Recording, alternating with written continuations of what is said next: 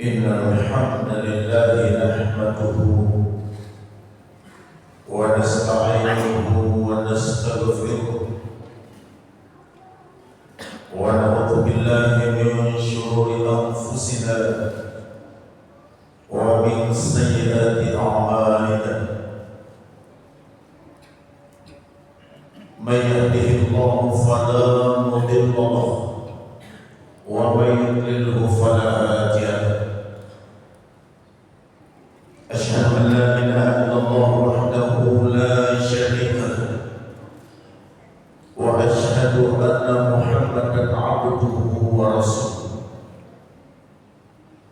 اللهم صل وسلم على سيدنا محمد وعلى آل سيدنا محمد. قال الله تعالى في كتابه الكريم أعوذ بالله من الشيطان الرجيم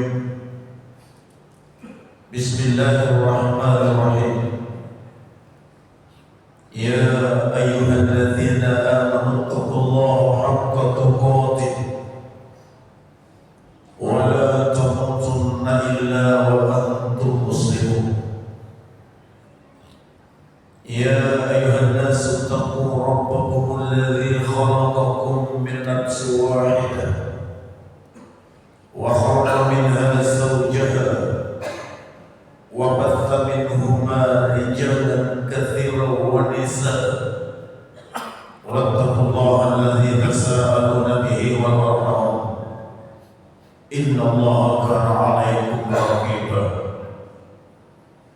يا أيها الذين آمنوا اتقوا الله وقولوا قولا سديدا يصلح لكم أعمالكم ويغفر لكم ذنوبكم ومن يطع الله ورسوله فقد فاز فوزا عظيما أما بعد فيا معاشر الحاضرين أوصيكم وإياي بتقوى الله فقد فاز المتقون.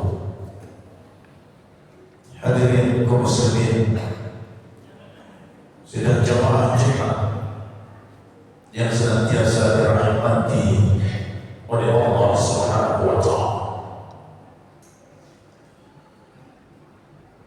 Andainya bukan karena hidayah, tidak mungkin kita ada di masjid ini. Andainya bukan karena hidayah, kita tidak mampu melaksanakan ibadah-ibadah yang ditetapkan oleh Allah Subhanahu wa Ta'ala kepada kita. Oleh karena itu, pelihara hidayah ini, jagalah baik-baik hidayah ini. Kenapa? Yahdi man yasha. Allah sudah memberikan hidayah kepada kita. Coba kita baca sejarah. Ternyata di sana banyak orang-orang dekatnya Nabi, keluarga dekatnya Nabi,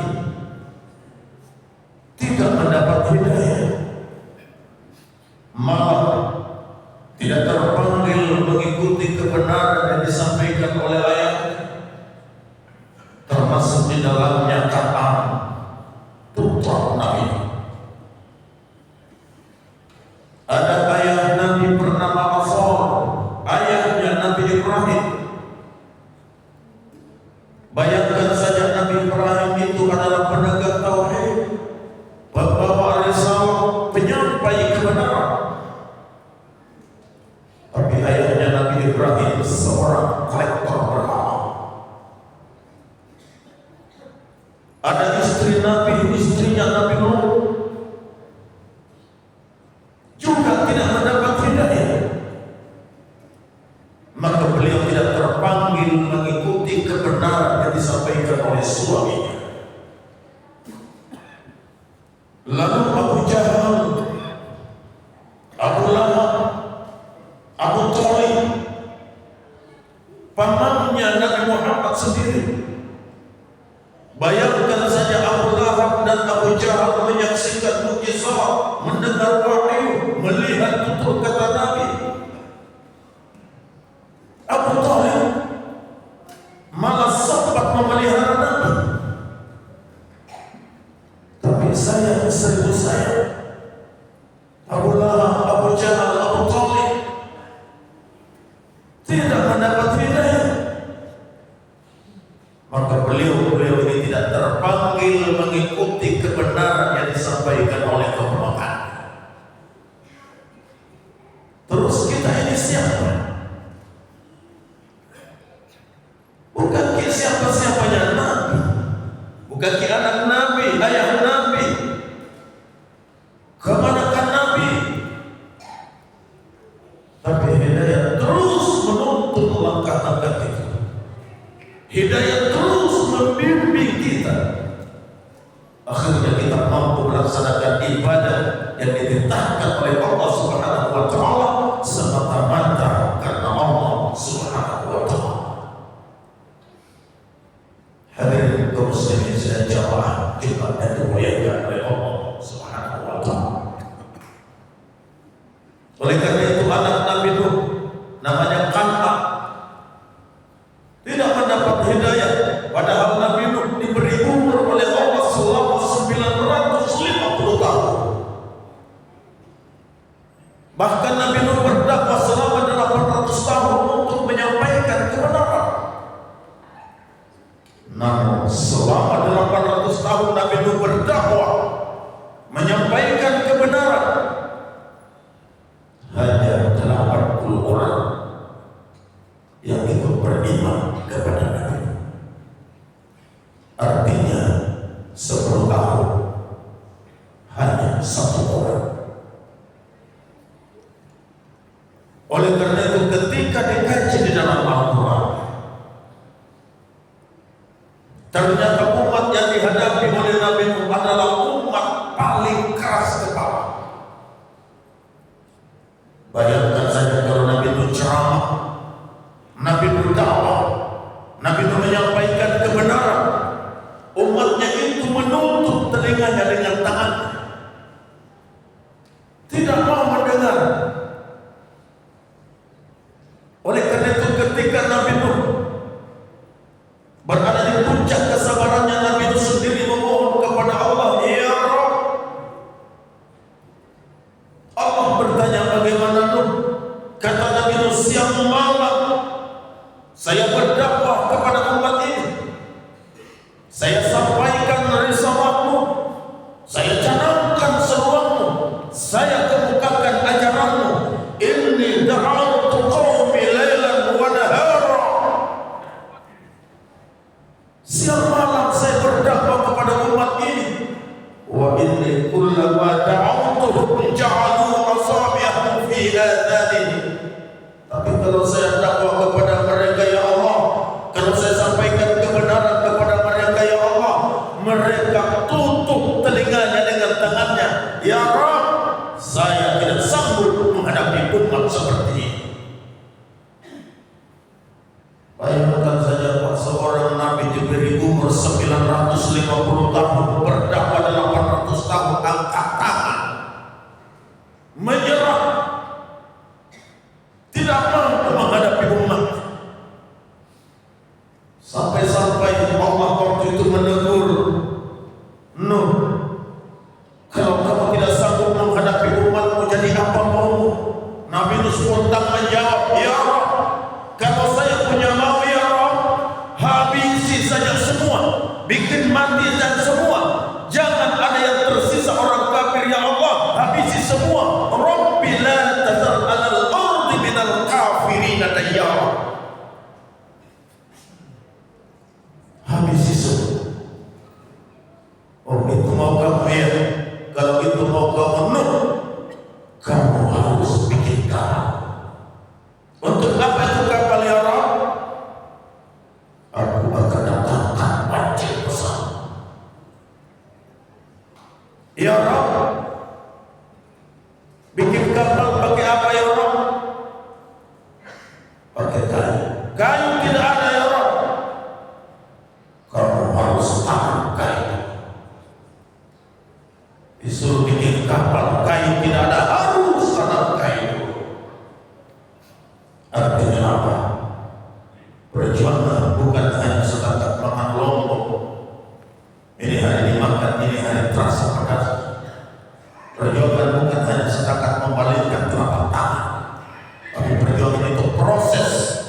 keringat, ada darah, air mata, bahkan nyawa sekalipun. Itulah perjuangan. Hadirin kaum muslimin dan jamaah Jumat yang dimuliakan oleh Allah. Setelah kapal selesai, Allah bertanya, Nuh, sudah selesai kapalmu? Sudah ya Rabb. Kalau sudah selesai, Nuh, sekarang juga kamu harus naik kapal. Naik kapal bersama orang-orang beriman.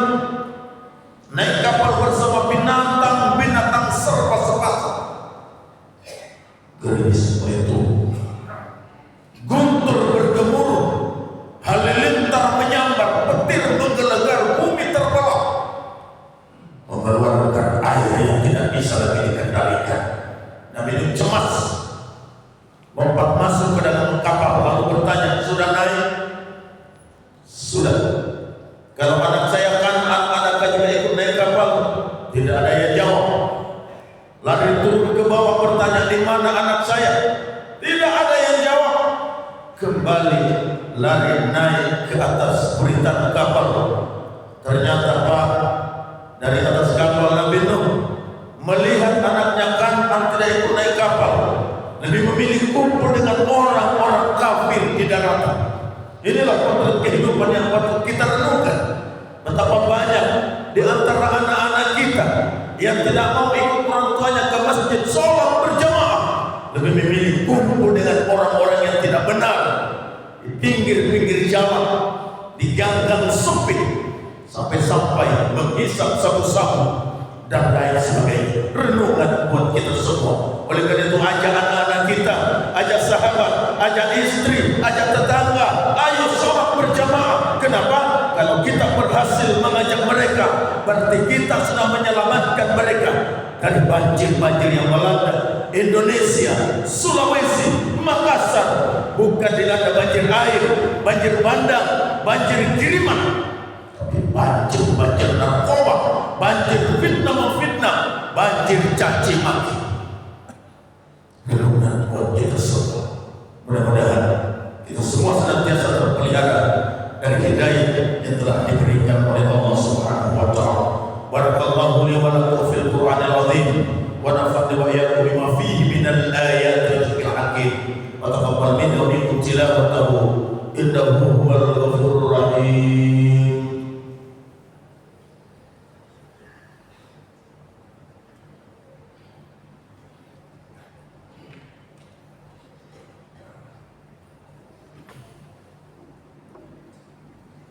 Alhamdulillahilladzi hadana li hadza wa ma kunna linahtadiya laula an hadana Allah. Asyhadu an la ilaha illallah wahdahu la syarika lahu wa asyhadu anna Muhammadan abduhu wa rasuluhu la nabiyya ba'dahu.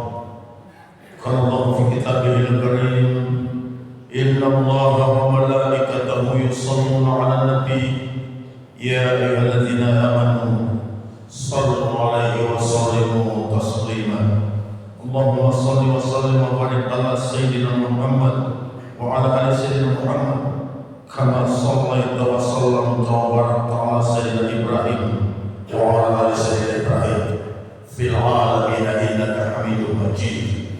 Allahumma ighfir lil muslimin wal muslimat wal mu'minina wal mu'minat al ahya'i minhum wal amwat. Rabbana ighfir lana wa li ikhwanina alladhina sabaquna bil iman wa la taj'al fi qulubina ghillan lil ladzina amanu Rabbana innaka ra'ufur rahim.